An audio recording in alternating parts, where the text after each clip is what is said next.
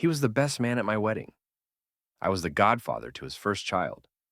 And yet, the moment our parents died, he didn't hesitate to stab me in the back and walk away with everything we'd built together. Most people expect betrayal from strangers. I never expected it from my own blood. My name is Daniel Price. I'm 38 years old.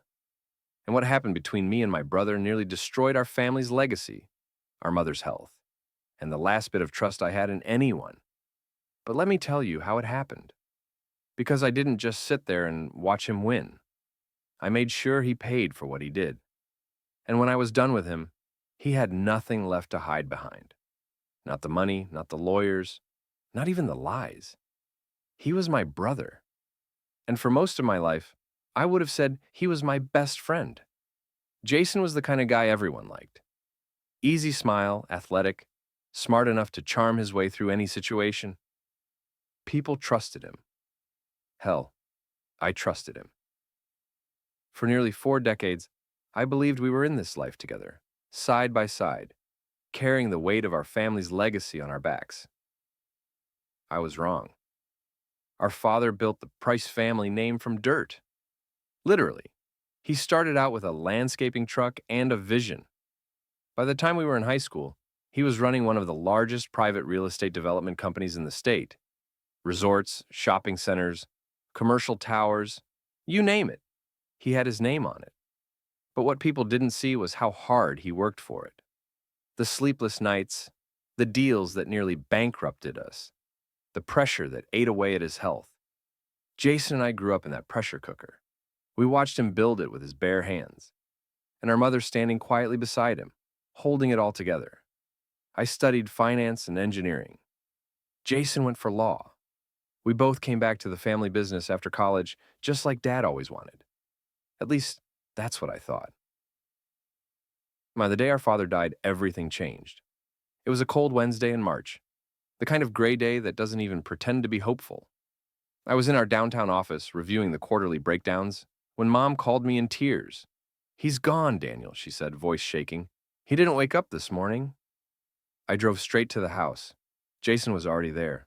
He hugged me like nothing was wrong, like we were still brothers, still bonded by something deeper than blood. I didn't know it then, but Jason had already made his move. While Mom and I were grieving, he was working behind the scenes, with lawyers, with our father's old accountant, with the board, setting the trap. 3 weeks later, I found out I'd been cut out of everything. It came in a package on a Friday afternoon. A manila envelope slid onto my desk by a nervous intern. Inside, the final will, the updated corporate papers, and a letter from Jason's legal counsel. Everything, the business, the trusts, the assets, had been transferred to Jason's name. I thought it was a mistake, a typo, a placeholder. It wasn't. I stormed into his office the same day. He acted surprised, like it was news to him. "I thought Dad told you," he said, feigning innocence. He wanted everything simplified. One name, one leader. Said it would protect the family from legal fights. "Bullshit," I snapped. "He trusted both of us. We built this together." Jason's expression changed then, just for a moment. That calm, likable mask slipped, and I saw the truth behind his eyes. He had planned this. For years, maybe. Slowly, quietly. And now, he had it all. Mom was devastated when she found out. She hadn't even seen the updated will. "He never would have done that," she said. "He wouldn't leave you with nothing." But the papers were signed. The ink was dry. And the lawyers? They were all Jason's now. For the first time in my life, I saw my brother not as family, but as an enemy.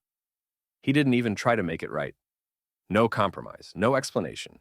Just smug smiles and backhanded comments. "You've still got a good life," he told me once, over coffee. "Plenty of people would kill for what you have." I left the mug untouched on the table and walked out. It got worse. Jason didn't just take the inheritance. He rewrote history. He started showing up to press events alone, speaking on behalf of our father like he had been the only one who mattered. He sold off assets I'd helped secure. laid off dozens of longtime employees who were loyal to our family, turned our company into something cold, hollow, transactional. And then came the final blow. He proposed to Alyssa. Alyssa, my ex-fiancée. We'd broken up a year before Dad died. It had been messy, confusing. No cheating, no scandal, just drift. I thought it was mutual. Now I wasn't so sure. I found out through a LinkedIn post. Congratulations to Jason Price and Alyssa Hammond on their engagement, it read. Power couple of the year. The photo showed her wearing the ring I'd once picked out for her. Slightly altered, but still unmistakable. My brother had taken everything, my legacy, my position, and now, my past. That was the moment I stopped grieving and started planning. I knew one thing for sure. Jason believed he'd won. He thought I'd walk away, move to another city, start over. He thought I was weak. What he didn't know was that I'd inherited more from our father than just a title. I'd inherited his patience, his precision, and his ability to destroy someone without raising my voice. I didn't want revenge. I wanted justice, and I wasn't going to get it by playing nice. I moved out of the penthouse downtown, quietly sold off the car, the watches, the things Jason would think I'd cling to. Took a contract consulting job in another state, on paper. In reality, I was still here, still watching, still gathering. The first step was figuring out how Jason pulled it off. Turns out he didn't do it alone. Our father had an old friend, Malcolm Reyes, a state attorney, semi-retired. He handled the revision of the will. But when I visited him, something didn't sit right. He was nervous, shifty. When I pressed, he admitted Jason came to him months before our father's death. I was told your father wanted to streamline things, he said, eyes downcast. Jason had power of attorney at the time. Medical stress, declining cognition. It seemed reasonable. That's when I realized the full extent of it. Jason hadn't just waited for our father to die. He engineered it. Jason didn't kill our father, at least not in the literal sense, but he manipulated him. Took advantage of a sick old man whose memory had begun to fray at the edges, who trusted his sons, and never imagined that one of them would twist that trust into something so cold and calculated. Dad had been tired in those final months. We all saw it, the skipped meetings, the moments of forgetfulness, the late-night calls to ask about details we'd gone over hours earlier. I chalked it up to stress. He never wanted to retire. Work kept him alive. But Jason? He saw an opportunity. He pressured doctors into adjusting meds, limited Dad's access to certain documents, took over more and more meetings for convenience. And when Dad's condition began to truly slip, he was the one who brought in the lawyer, who pushed for a revision to the will, who took everything, with a signature from a man who probably didn't understand what he was signing anymore. I felt sick, disgusted, but I also felt focused. If Jason could play dirty, so could I. I started with the documents, not the flashy public ones, the private ledgers, the email backups, the archived contracts. I knew where Dad kept his offline records, hidden in encrypted drives and password-protected folders. Stuff even Jason wouldn't know existed. And I found something big. 4 years before he died, Dad had started a secondary foundation. A shell company on the surface, but beneath it, a trust, a large one, funded slowly, discreetly, with international assets. The stated purpose? Emergency legacy security. In other words, a fallback, a vault. And here's the kicker. The beneficiary wasn't Jason. It was me. Dad hadn't forgotten about me. He just knew how the game worked. And he must have known, deep down, what Jason was capable of. But the trust was locked. It required a triggering condition to become accessible. Proof of malicious asset manipulation by another beneficiary of the estate. A clause so specific, so obscure, that no one would trigger it unless they were desperate or determined. Well, I was both. So I began building the case. It took months. I didn't rush. I acted like I was out of the picture, traveling, consulting, smiling on LinkedIn posts like everything was just fine. But behind the scenes, I was working with two former federal forensic auditors, off-book, anonymous, paid in crypto. We dug into Jason's holdings, and soon the cracks started to show. He had moved large portions of the estate into offshore accounts, used company money to pay for personal property, had falsified quarterly reports to inflate his success, laid off longtime employees not for efficiency, but to avoid pension obligations. Worse, he'd created fake charities under the family name, channeling donations back into his own luxury assets. When I had enough, I pulled the trigger. The trust activated like clockwork. The documents were sent to our family lawyer, not Jason's puppet, but Dad's original legal consultant, Sylvia Green. She'd been quiet since the transition, working on minor real estate closings and staying out of the storm. But when she saw the evidence, she called me furious. "Your father warned me this might happen," she said. I didn't believe him then. I do now. Within a week, she filed injunctions, froze assets, triggered IRS reviews, and activated the dormant clauses in Dad's old corporate governance charter, the ones that allowed for board reevaluation in cases of ethical compromise. Jason never saw it coming. The fallout was fast. Jason's accounts were audited, his private company perks were investigated. Investors began pulling out. Board members started whispering. And Mom? For the first time since Dad died, she looked me in the eye and said, "I always believed you'd fight back. He was the loud one, but you were the strong one." That broke something in me, and then rebuilt it.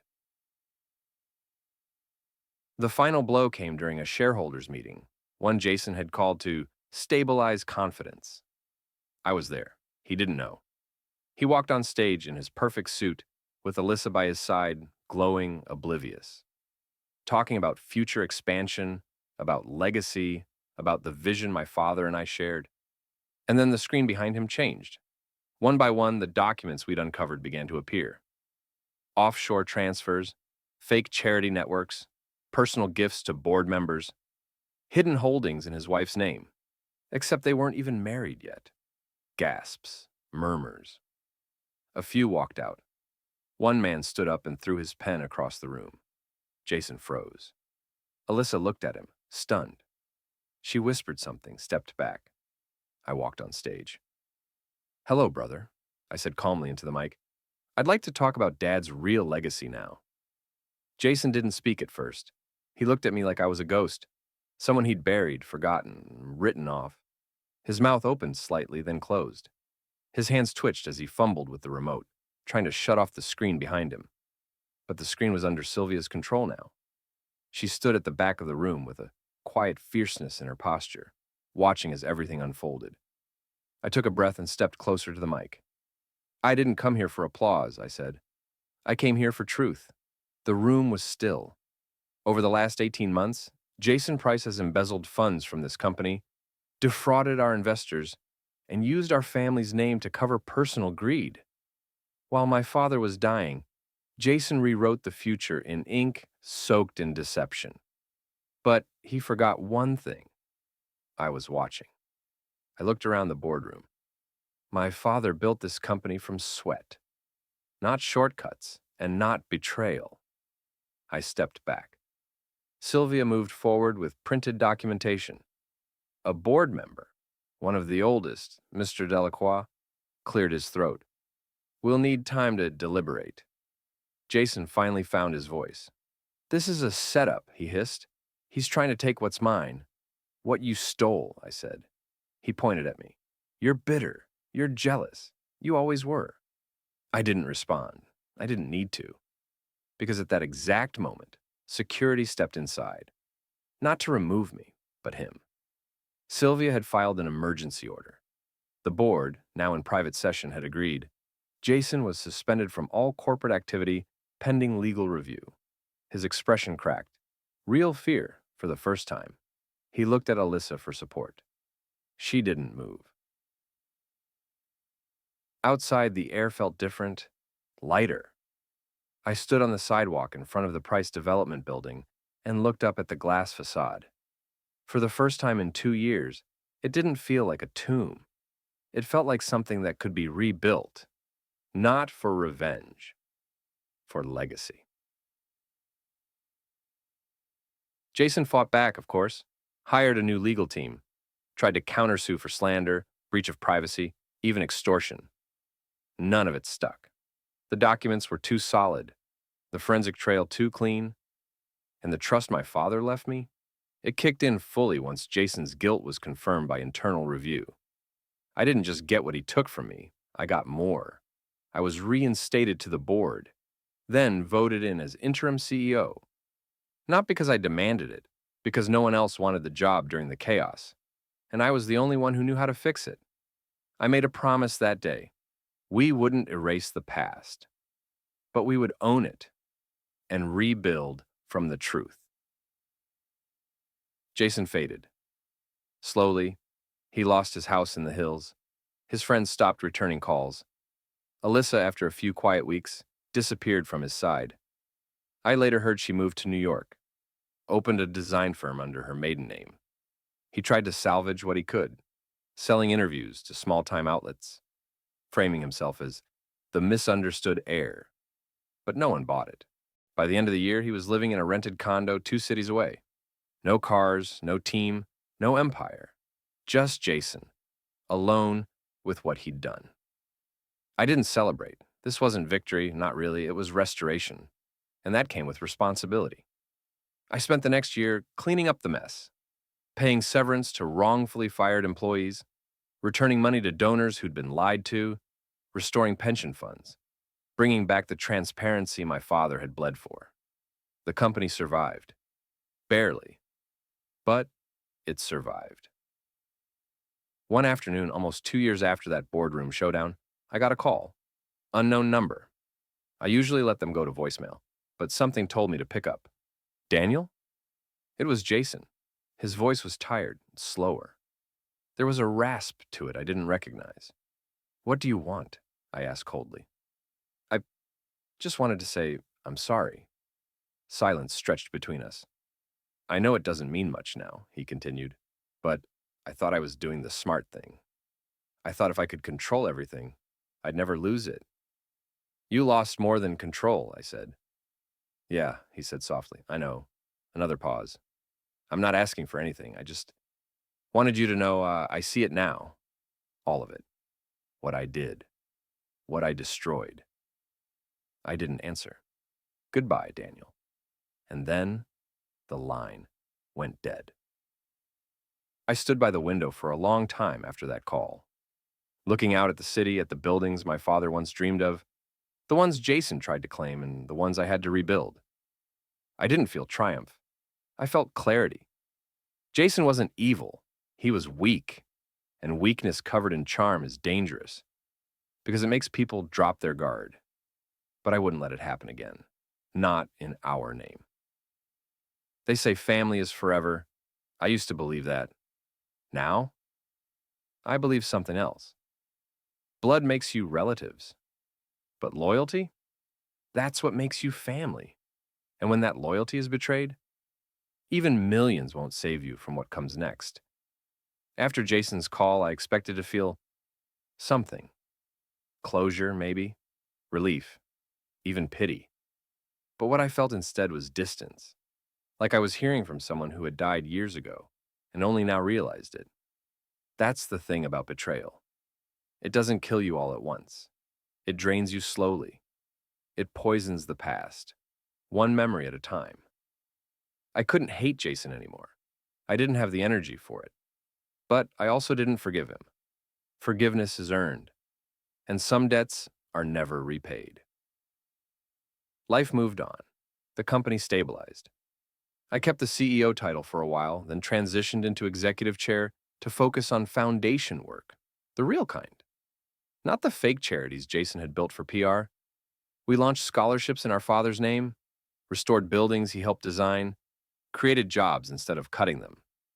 It wasn't glamorous, but it was meaningful. That's what Dad would have wanted. Mom got better, too. For a while after the Will fiasco, she had withdrawn, confused, embarrassed, heartbroken. But as the truth came out and as I stepped into the light Jason had tried to steal, something returned to her. Her eyes had life again. Her voice had strength. One morning over coffee, she said, "You remind me of your father." I swallowed hard. That meant more than she realized, because all I ever wanted was to make him proud. Jason never showed his face at family events again. He wasn't banned. I never said a word to keep him away. But he knew he didn't belong. Not after what he did. Not after the silence. There were rumors he tried to start something in another state. A small firm, new investors. But word followed him. No one wanted to back the Price Brothers scandal. He became a ghost in his own story. Though years passed, and one day I got a letter. A real one. Handwritten. No return address. Inside were two things. A photo of me and Jason as kids, standing on our bikes in the driveway, smiling like idiots in matching baseball caps. And a note. I should have protected this. Instead, I destroyed it. I don't expect forgiveness. I just hope you never become what I became. Jay. I stared at that letter for a long time. Then I folded it, put it back in the envelope, and placed it in the drawer beside my father's watch. The one I'd kept all these years. Not because I wanted to remember Jason, but because I didn't want to forget what happens when we lose ourselves to greed. As some people think revenge is loud, fists, yelling, lawsuits, screaming matches in courtrooms, they're wrong. Real revenge is quiet. It's walking past the person who tried to bury you while you're holding everything they lost. It's success built from truth. It's dignity rising from ashes.